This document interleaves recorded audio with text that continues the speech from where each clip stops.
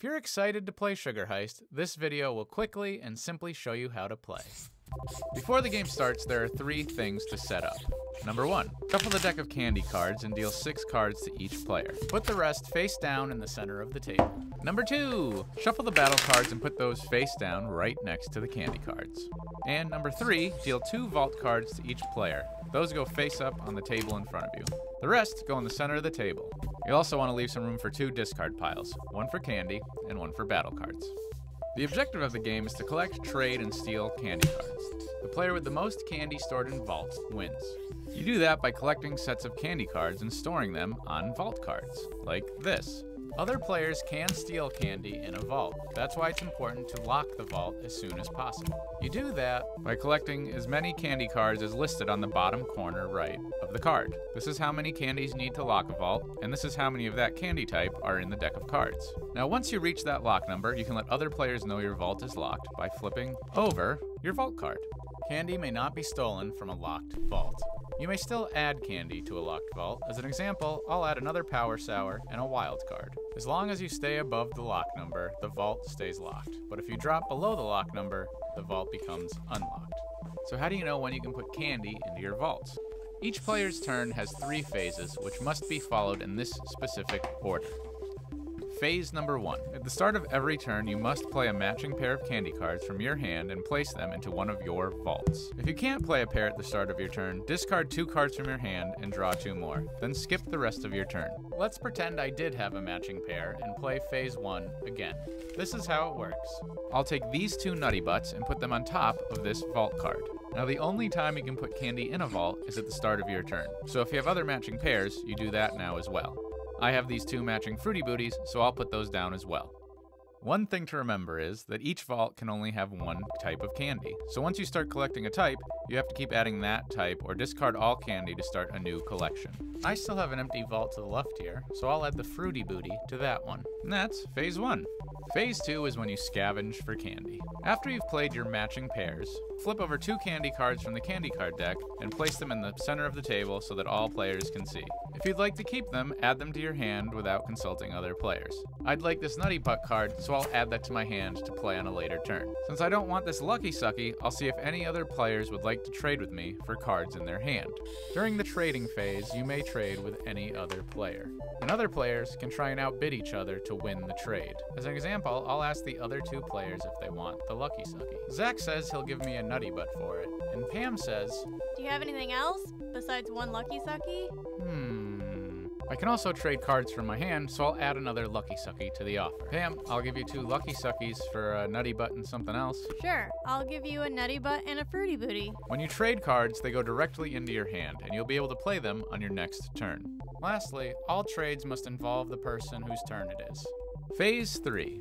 Phase 3 is when you can buy or play battle and vault cards. You buy these with candy saved up in your vaults. Each card costs 1 candy, and you can buy up to 2 cards per turn. While it's not required that you buy battle cards, it is highly recommended to do it every turn, because battle cards help you win the game. I'm going to spend 1 Fruity Booty on 1 battle card. Each card has special abilities, which I'll go over in a minute. Some of them require you to play it immediately, and others you can save for later. I'm going to save this one for later, so I'll put it face down on the table. At the end of your turn, if you have less than 6 candy cards in your hand, you draw back up to 6 cards. If you have more than 6 cards, you discard down to 6. And battle cards don't count towards your hand limit. I have 4, so to end my turn, I'll draw 2 cards and play passes to the next player. Now I'll explain how battle cards work. When you draw a battle card, there are a couple different types. Let me go over the most important. They are action cards, event cards, and attack cards.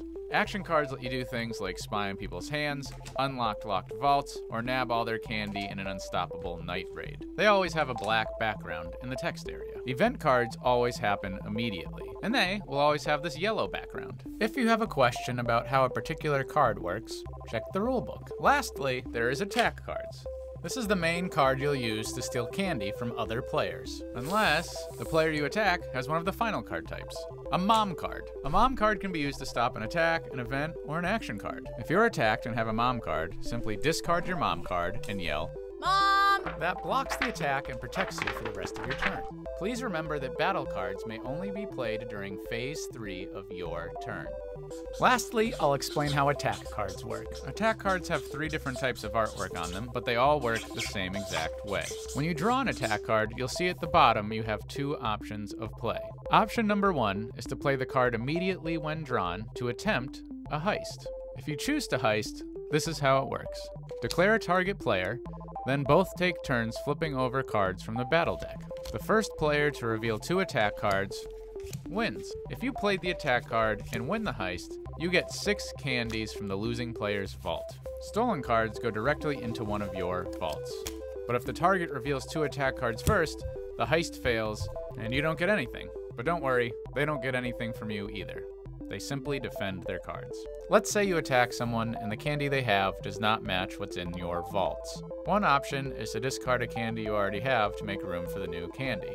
I don't want to do that. So instead, if I win the attack, I'll buy a new vault for 1 candy and place the cards I won in my new vault. At the conclusion of your heist attempt, reshuffle all the revealed cards back into the battle deck. Option number 2 is to steal. To do that, simply throw down the attack card, declare your target, and steal 2 candy cards automatically. Unless, of course, Mom! They have a mom card. Make sure when battle cards are played, they go directly to the discard pile. How does the game end?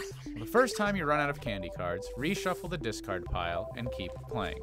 The second time the candy card deck is depleted, the game is over. Once the last card is drawn, there's no more trading or attacking, but each player can play any remaining pairs from their hand on a vault if possible.